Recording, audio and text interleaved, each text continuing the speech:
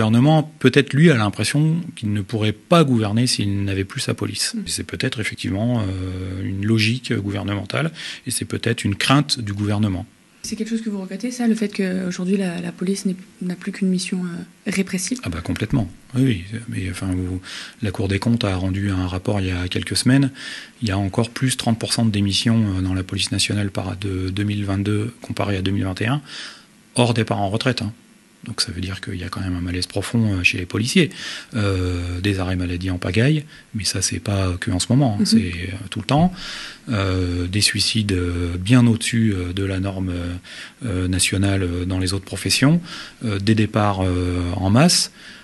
Évidemment, il y a un souci. Je veux dire, si personne là aujourd'hui n'ouvre les yeux et se dit il y a un problème dans l'institution.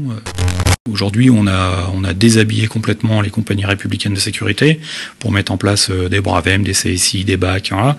On arrive, on connaît ce qu'on connaît.